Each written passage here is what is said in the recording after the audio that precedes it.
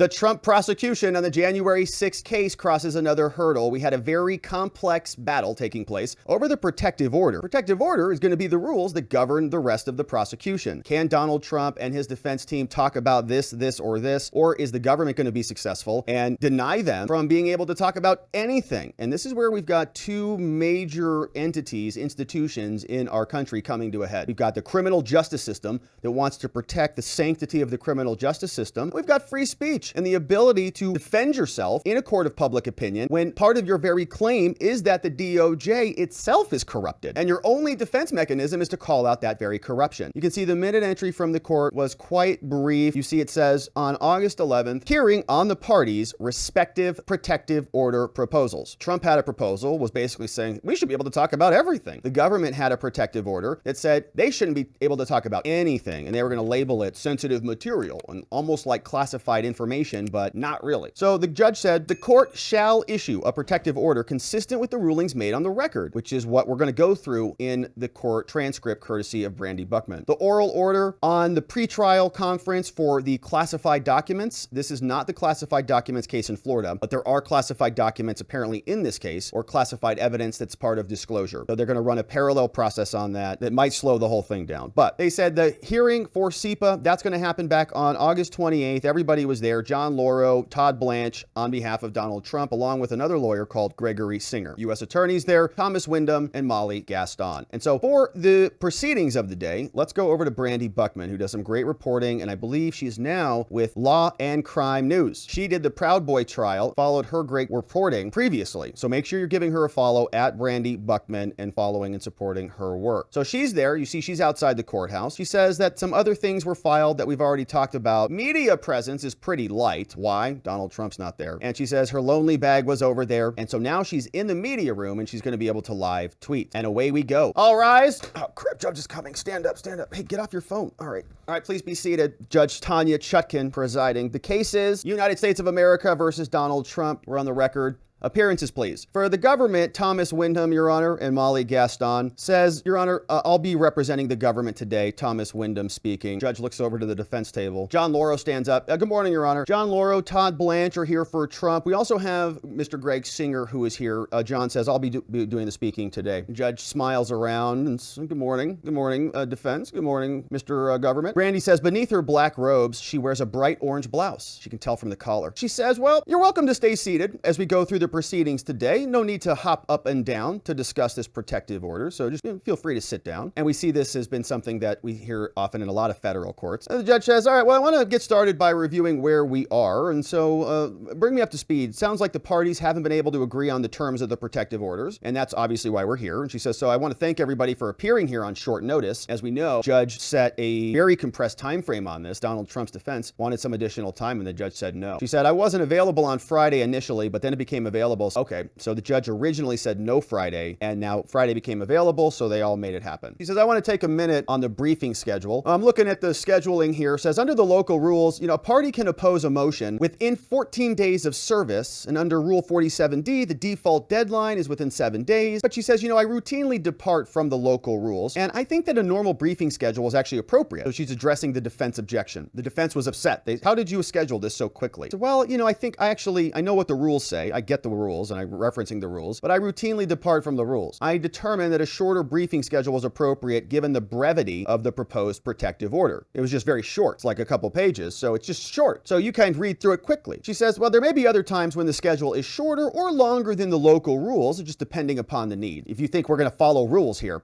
get out of here. So Judge Chutkan is going line through line by the proposed order. She reads line 1. She says, I'm going to go through this, and some things I can rule on now, some things we'll rule on after, and then I'm going to issue a protective order consistent with today's ruling. Sound good, everybody? They say, yeah. She says the rules here in DC, they state that the binding precedent is that the burden of showing good cause is on the parties seeking the order. So government, it's your burden. So we're going to start with you. You've got the burden of showing why we need this order. It's not Trump's burden to say why we don't need it. There's no presumption that we just get it. So you got to justify it. And some reasons why it might be justified. Safety of witnesses or others might be one thing we consider. Danger of perjury or witness intimidation, and protection of vital information to national security, right? She's framing this out. She says, inadmissible prejudicial information can be kept from a jury after a trial, according to the Supreme Court. When it's published before the trial, it can never be kept from potential jurors. She's citing some case law. She said, I've reviewed this. The trial court can and show, where appropriate, place defendant under orders that prevent unwarranted disclosure. So she's laying the foundation for what she's going to do before we even get started. She says, all right, now, before we get started, I want to be clear. Trump, like every American, has a right to free speech, but that right is not absolute. It's subject to conditions imposed at arraignment. So, accordingly, says the judge, I will review each disputed portion of the protected order today to ensure that they are consistent with Trump's rights and the integrity of the judicial process. Little balancing test happening here. In other words, there's good cause for the order I will issue. Everybody's sitting there going, okay. So she says, I want to note that the biggest disagreement here is over the scope of the order. What is included and what is not. The government wants every single sticky note included. Don't even talk about what this prosecutor had for lunch. Otherwise, Trump's going to prison. And Trump wants to talk about everything. And obviously, I'm on that side. I would like to see the grand jury transcripts, all of it released. This is the biggest case of public importance, arguably, in modern history. They say January 6th was the biggest attack on American democracy since the Civil War. So why would we not see everything? Can we just see the grand jury transcripts so we can be sure that they're being honest in their grand jury proceedings? Defendant wants all materials. Prosecution wants to place limits on sensitive materials. So Chutkan turns over to the prosecutor. Wyndham, you said there was good cause in your proposed order. You said it would expedite the flow of discovery. And we lampoon this big time. We're like, we don't care that you organized it in little columns. Thank you. You said you would give a large portion of the discovery to Trump, and you said that we needed this order to protect highly sensitive categories of material. But the judge says, but I don't see why those same goals aren't served by the defense proposal. The government says, well,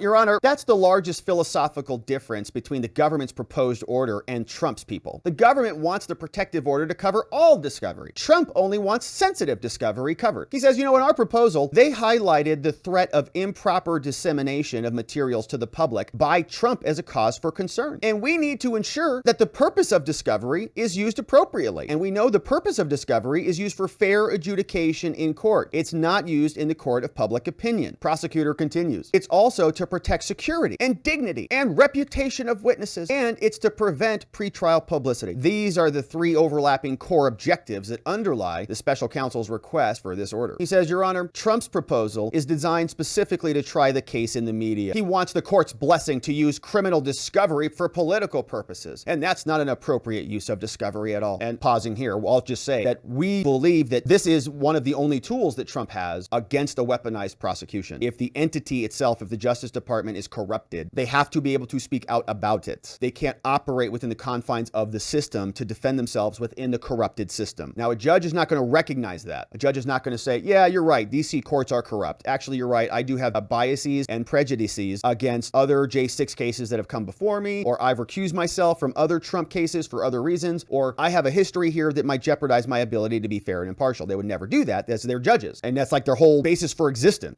be impartial no matter what. So this is Trump's only real defense, is to speak in the court of public opinion to show that what's happening in the court system is problematic. That's why Jack Smith wants it all silenced, so that he can't do that. The judge says, okay, all that may be so, but how is that explaining why all of this material, both sensitive and non-sensitive, what is the good cause that you have for subjecting non-sensitive material to the order? So she says, thanks for that little speech. And the prosecutor says, Your Honor, the non-sensitive material, it falls within the same rubric I just laid out. Even if it's non-sensitive, it may still be inadmissible, it may be irrelevant, but it may be sensational. It may be used by Trump or by Trump to pollute the jury pool. Exactly. By exposing your corrupt prosecution. By exposing all of this. If your evidence is so amazing, if this is a case where Trump is dead to rights, why can't we see it all and the people can judge for themselves? It might pollute the jury pool. Why? By showing them that you have created this out of thin air, whether purposefully or not. Wyndham notes Trump's own posts. He says he's posting all over Truth Social, and we covered that at length. He had like 13 posts in like hours. Laurow's appearances on television last weekend. John Lauro did the same thing because this was a tactical strategy to go out. If they're going to limit your free speech, you gobble it up. It's raw. We're running out of this thing, man. It's a free-for-all. It's like the streets of San Francisco. You're running into Walgreens and getting all the free speech you can because nobody's going to do anything about it yet. And then the judge is going to come back and limit it up. So Lauro's doing the same thing. He's on television all last weekend. And the judge says, well, the defense has a right, within limits, of course, to speak about the case, obviously. The circuit says, I have to enunciate good cause for protecting the information. Prosecutor says, Your Honor, the vast majority of the discovery would be designated as sensitive. We would designate everything as sensitive, though that would be in dispute by the defense. Of course they are. For non-sensitive from the government, she says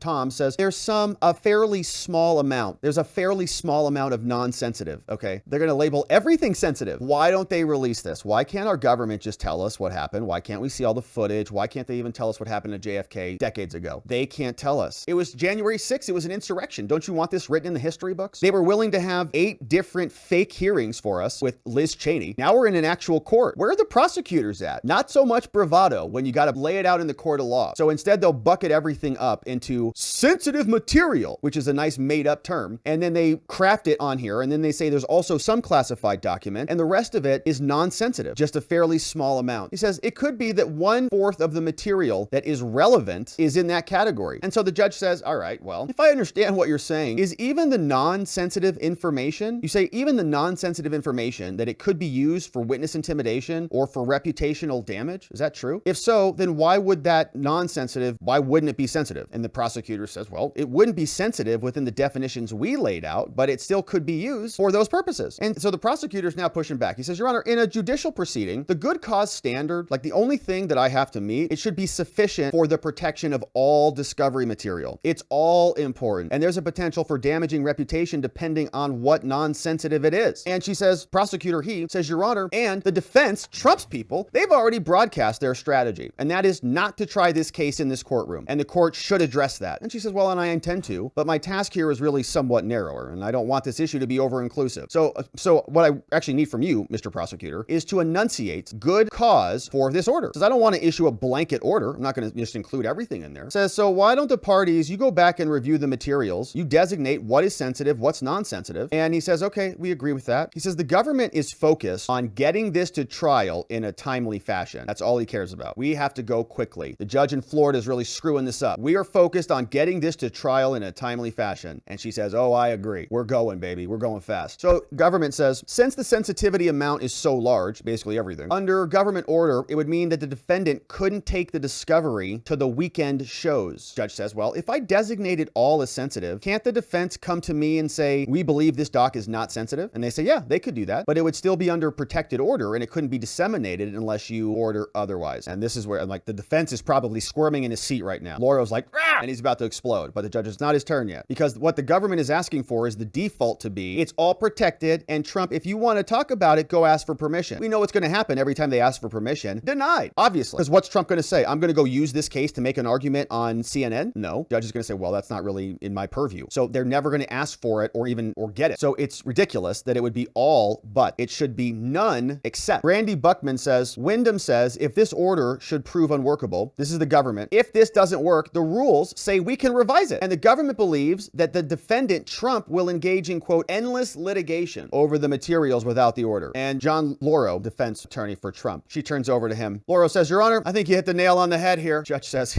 well, that might be the last time you say that one. Lauro's laughing. Judge is laughing. Everyone's laughing. Lauro says, oh, no, I doubt that, Your Honor. He says, Your Honor, we're asking the government to just show good cause here. Your Honor designated those items under Rule 16 in case law. Extrajudicial speech or public speech is not one of the good cause factors. It's not one of them. Judge says, well, but hold on, John. It says, if that speech causes witness intimidation or harassment, then it must yield. And says, just to be clear here, the fact that Donald is running a political campaign means he has to yield to the ordinary order of justice. And there's a back and forth. Lauro says, we don't have a normal situation here, Your Honor. This is not normal order, which is the exact answer. Ordinarily, we'd agree. Ordinarily, if you are running a political campaign, that doesn't exonerate you from other crimes. But if you're running a political campaign and you're being prosecuted by the #1 political opponent in the country who is in control of the DOJ and who has made comments like, we'll do whatever we can under the powers of the Constitution to stop him, and has made statements like Merrick Garland needs to do something about this, it is not ordinary order. The whole premise here is gone, which is why we run into a very precarious position here. Because if the judge comes down on this and says that Trump is absolutely gagged, we're now really playing with fire, because now he can just say that is a completely unreasonable order in violation of free speech, and we come to a major head. So Lauro's making this argument, says, Judge, we don't have a normal situation. And the judge says, well, what about a situation where a person is denigrating a witness? How are we going to protect that? She's asking questions. What is meant to protect that from happening, John?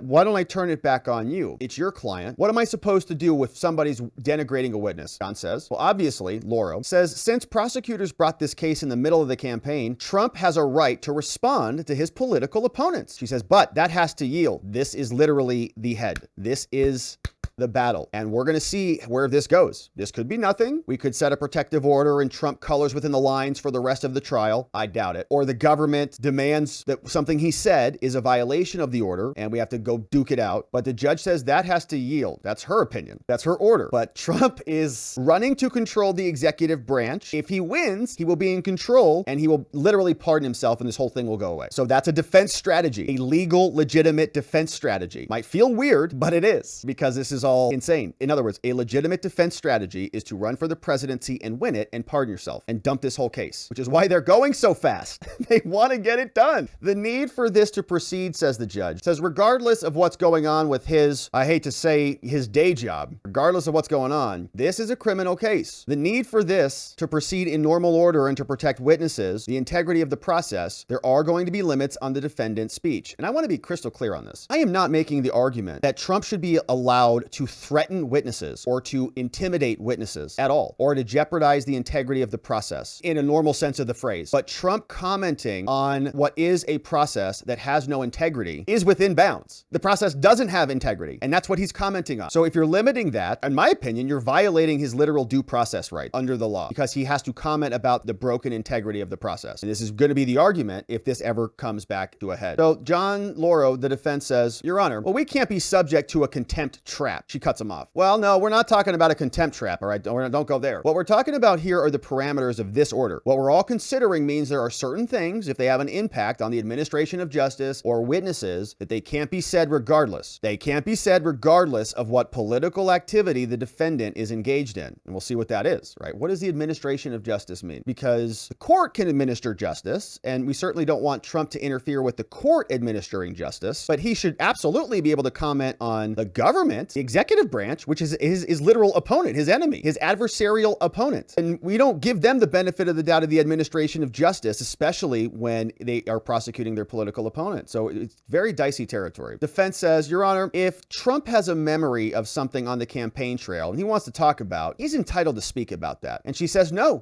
Trump can't speak about details of the case he's being tried on. Whoa, what? We'll see how that goes. Lauro, the defense says, Your Honor, subject to limitations that you have described, Trump understands that he has to abide by the rules of this court, but he still balks at speech. Judge says, well, what the effects on the political campaign are not before me, and they're not going to influence me here. So what I do here is totally separate from the campaign. And that might be fine for her. Like, she might live okay with that. And Trump, as part of his defense, will be, I believe, is going to be to reject that, to say, no, this is part of the political campaign, right? They are one and the same, in other words. You can try to separate them out, but I'm being prosecuted by Joe Biden, who's my opponent in a campaign. This is a criminal trial, she says, brought at the time the prosecution was ready to bring charges. Right in the middle of a campaign. He's already announced he's running. He's already been running. They're asking for a trial right around the Iowa caucuses. I don't have control over that, says the judge. Okay, nobody's asking that, but I don't know what that's about. Okay. And I cannot and I will not factor in my decisions on whether it will affect a political campaign on either side, which is great. Like, that means that you're working with, that's a benefit to the government. They're thrilled about that because that means that you're not going to consider it and you're going to allow a trial to go on in the middle of a campaign because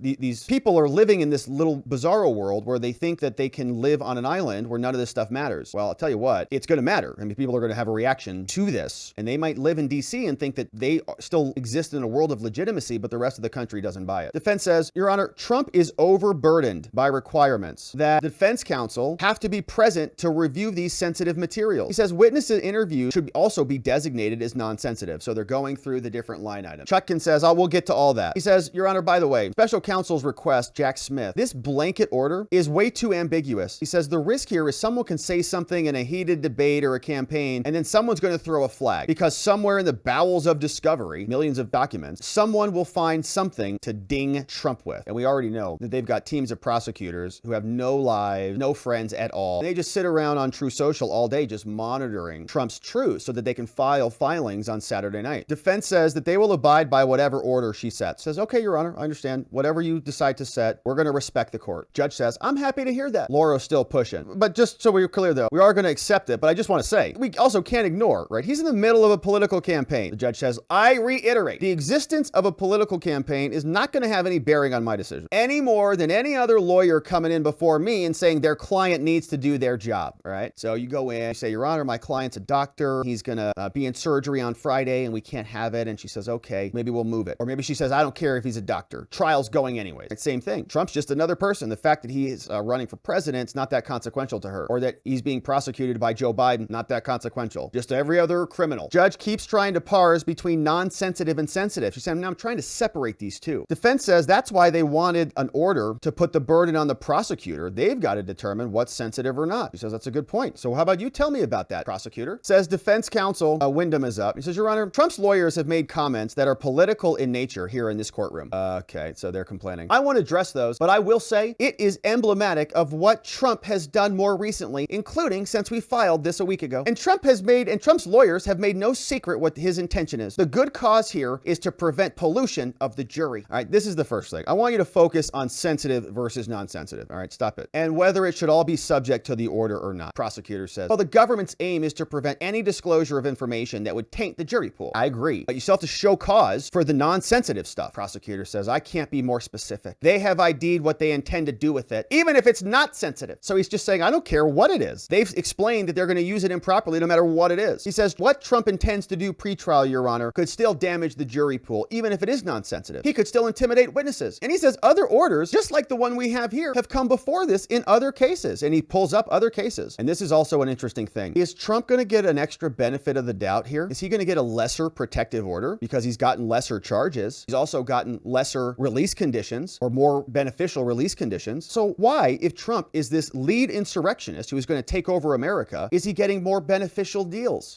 Wyndham notes, he says, Judge, other orders like this have come before in this court in other cases just like this one. Here's this other case called Butina. And she says, but okay, but I think the difference with the Butina case, which now seems so small and quiet compared to this, there was no argument there in that case that the defendant needed to speak. Like I said to Lauro, the fact that the fact that there is a political campaign won't influence my decision one way or another, but I do have to weigh all the limitations on his First Amendment rights. Even without the protective order, Trump is subject to pretrial release conditions, which also prevent him from interfering with the ordinary administration of justice. And so engaging in that behavior that intimidates a witness is already illegal. Like, you already can't do that stuff. So why do we need this additional protective order to shut him up more? He's already limited. So why are you asking for this? The government says, well, the protective order just limits the information and data that he could use in the event that he wants to go after a potential witness. But if he says something that he clearly got from a transcript, the judge says, okay, but a transcript could be designated as sensitive. And she says, see, look, I'm really trying to determine if I need to subject the non-sensitive materials in the order also to protection. The government says, it's hard to speak in abstract, Your Honor, but in addition to overriding principles laid out by the government's order is appropriately limited. It does exempt info that is public. The defendant and defense attorneys have come into it independently through the discovery process. The judge says, well, it is close, but at this point, I'm not persuaded. I'm not persuaded the government has shown good cause to subject to the protective order for all the information. I will adopt the defendants provide the scope, and the government deems what is sensitive. Government's not happy about that. Judge says, I will tell you, Trump is also covered by conditions of release that he already signed at the arraignment, and all of his behaviors and statements are governed by the conditions. She says, if Trump makes statements that intimidate or harass witnesses, I'm going to be scrutinizing that closely. She's looking at John Lauro like, looking at you there, buddy boy. You better tell that Trump. She says, I don't accept that Trump's edit in the filing that exempts anything that became publicly available. She says, discovery could become matter in a number of ways, some improper. So I'm going to retain that language. She goes through paragraph 3, and they're flying through the order. Lauro says, as we build our team with this incredibly large team, Your Honor, we have consultants and others working with us, including some people have volunteered. We got volunteer lawyers, we got paralegals. It's going to be impossible to get ready for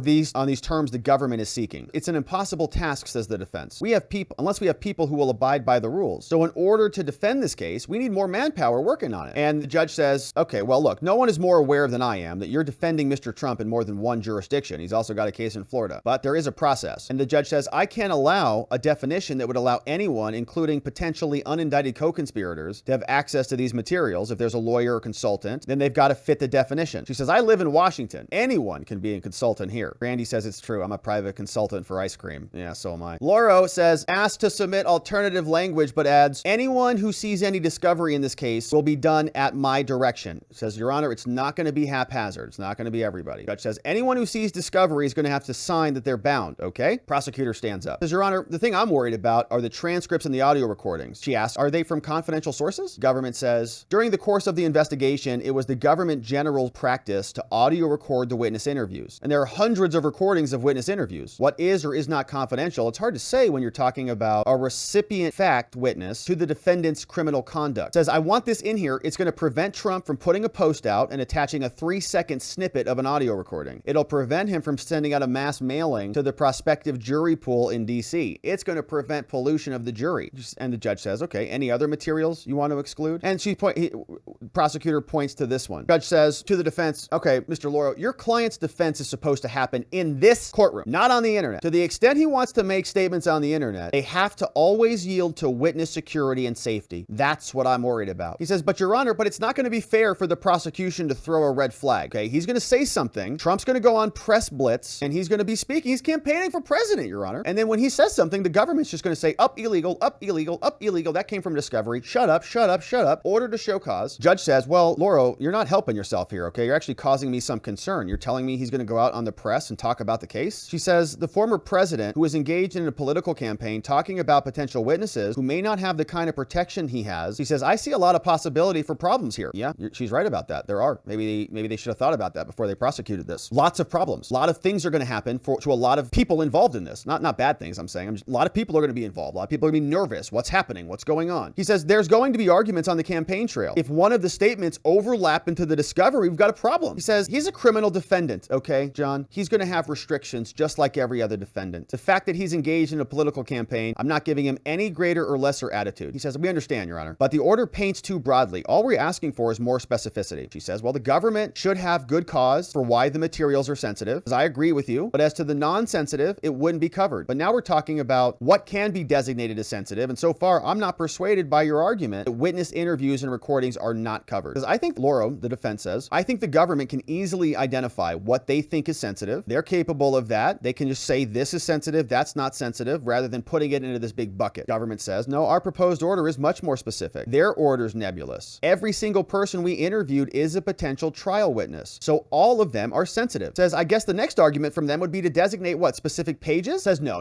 That's too much work for us, okay, Your Honor? That's like antithetical to the discovery process. You shouldn't make us do that. Don't make us go through everything and say what's sensitive or not. So the judge says, okay. Says, I'm going to keep the language in the government proposed protective order around sensitive materials in place because I'm concerned about witness intimidation, I'm sure. Safety and order, right? Either side can seek a modification later, she notes. She says, materials from other government entities for discovery will be considered sensitive material. Amazing, just like the government proposed. Lauro gets a dig in or two about January 6th. Right, because we would love to see all of that. Now, Trump's not going to be able to talk about anything from the FBI or Homeland Security, so we can't see any undercover people or any of the exculpatory evidence that might come from the January 6th portion of this. Nice. They say the government's going to mark sensitive materials. The judge says, asks the prosecutors, can you segregate? Do you intend to segregate and mark every page? He says, no, we're not going to mark every page. That would be prohibitively slow. Judge says, we agree. There will be multiple demarcations. We'll just stamp the top page or something. Judge says, I do think marking every page would be unworkable. So like what happens if one page leaks out? Would delay this for a reason that is not really a problem. I don't mind taking the time to ensure things are done right, but it seems like a solution in search of a problem. Defense says, we're fine with it, Judge. I just resent the fact that the government has been searching for prior orders in other cases. She laughs. She says, all right, I feel your pain. Lauro smiles a bit. Says, I'm also going to retain language about forcing the defense to be required to review Trump's notes. Defense wants to get rid of that. The judge says, nope, you've got to check Trump's homework. So Trump can review the materials and he can take notes about it. The defense has to look at his notes because if Trump wrote any personal identifiable information in there, illegal. Defense says, Your Honor, I want Trump to be able to review some of these documents in private. I don't want to be able to literally sit next to him while he reviews transcripts. And the judge says, well, would your client be able to review notes and materials in private, but afterwards you could check his notes so he didn't steal any illegal discovery? Prosecutor says, Your Honor, they didn't object to this language, but understands Lauro is asking that he doesn't need to sit next to Trump. Says it's about collecting the material. Says have the client read the transcripts that could be relevant and then coordinate with us. Judge says, all right, look, I'm inclined to allow the order to say that lawyers can inspect any notes, would apply whether Trump is accompanied by the lawyers or not. Government says the defense has a certain level of trust in Trump that the government does not. Defense notes or government notes said Trump in a press said there should be no protective order at all, which I agree with. He's indicated a potential to break the terms. Judge says I share those concerns. Says, I understand. I've represented a lot of criminals, so sometimes we will diverge, she says as she laughs. Says, I want more information. The notes will be reviewed to ensure that they don't include any identifying information, right? Says Trump could photocopy or reproduce sensitive materials if he's alone. That risk would be much lower if his lawyer is standing next to him. Judge says, you mean he could be live tweeting? Judge says, I mean, he could be taking a photo of it, any of it. They're kind of dunking on Trump here. He's shown a desire to hold on to materials that he should not. Judge makes you mean live tweeting it? Wow. Chutkan says that she thinks it would be burdensome for legal staff to be present anytime Trump reviews the materials. Government says, okay, we're not going to have his lawyers babysit him, but he shouldn't be allowed to have any devices or computers or anything that would allow him to replicate the materials. And someone has to be right outside the room to review the materials that come in and to collect them so nothing's lost. And then asks about the protective order in Florida and asks why Laura rejects it here, but Trump didn't do it there. Says even if Trump is reviewing alone in a room without a device, somebody has to safeguard it and collect it. Defense says, respectfully, the government hasn't shown good cause for that. Judge says the materials still have to be safeguarded. Laura says, but Your Honor, the number of documents in this case, it's going to put Trump and his defense at an incredible disadvantage if we have to do this for every order. Judge says, I don't agree. You already had a protective order in Florida, so I will allow Trump to review the sensitive material without being accompanied by his member of his legal team, but I will retain the provision that requires them to review the notes to make sure there's no copies. He can't have access to a copy machine or anything that might reproduce those materials. And yeah, government says he can't keep custody of those on breaks or lunches either. Says, yeah, they can't be left alone with Trump because he's too dangerous. The man who might be the next president of this country. He's too dangerous. He might live tweet it, jokes the judge. So there's a few revisions. She says, I want as much of this trial on the public record as possible, except all the documents. The motion didn't persuade her. The government tried to file a motion under seal that we saw yesterday, and they're talking about discovery. Laura says, the government won't tell us how much discovery there is, so we want a conference. And the judge says, well, as soon as I issue this order, aren't you going to deliver discovery? And says, yeah, there's a hard drive that we're going to send over to the defense. Well, how much is in it? Why can't you tell them? Well, he'll have it in a letter in 24 hours. Well, why don't you just tell him now? Prosecutor says, oh, well, I didn't want to say it in front of you, Judge. That's why I didn't want to say it now. Thomas Wyndham, government prosecutor, says, oh, there's 11.6 million pages or files which are ready. 11.6 million. But they organized it in a spreadsheet. He says there's also a hard drive with 270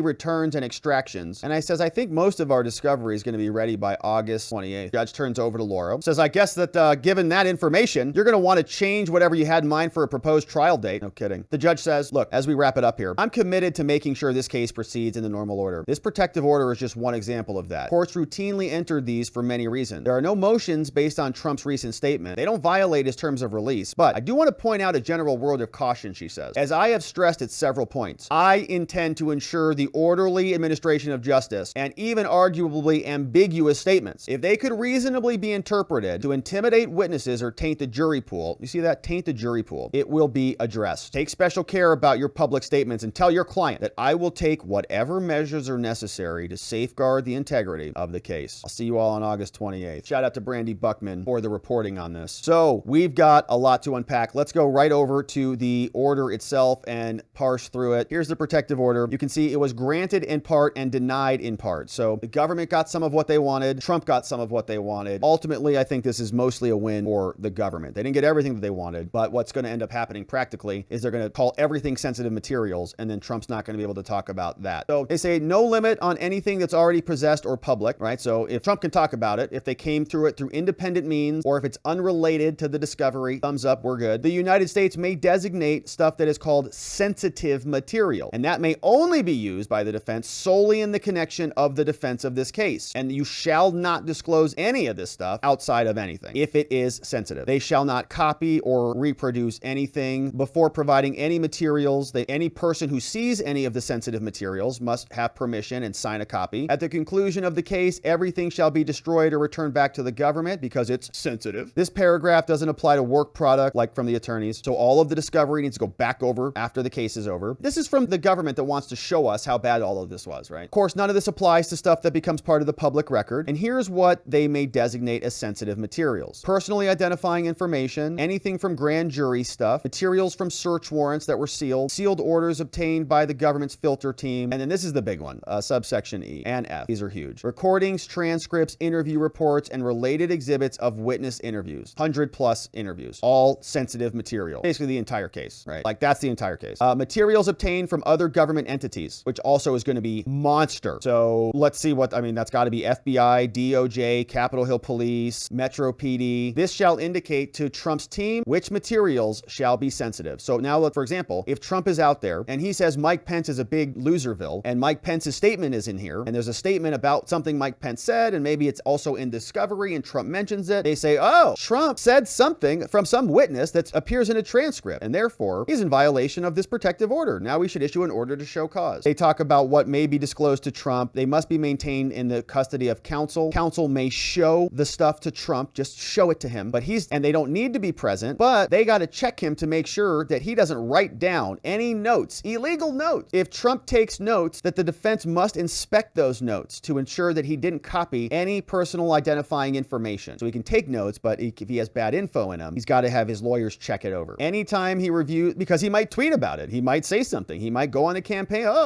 including a smart cellular device cannot be in the location. No party shall disclose unredacted sensitive information. Any party can file under seal. If you want to talk about some of this stuff, we can modify this. This doesn't waive anything. They can call something non-sensitive and then label it sensitive. No ruling on discovery, and they can challenge specific documents, all signed by the judge, Judge Chutkan. So it's a split. The government doesn't get everything that they wanted, but they get most of what they wanted, and Trump is going to be largely limited because there is a small batch of non-sensitive stuff that apparently Trump can talk about. All that's going to mean is the government just bundles everything into sensitive, and then the gag order goes into effect. So the big question is going to be, what does Trump do about this? What is his response? Does he keep his foot on the gas pedal, continuing to talk about this and waiting for the government to flip out about it and then demand some sort of repercussions? Probably how it's going to go. And so, of course, we're going to continue to cover this one in detail, my friends. Thank you for subscribing and following along wherever it is you're watching this. There will be much more to come.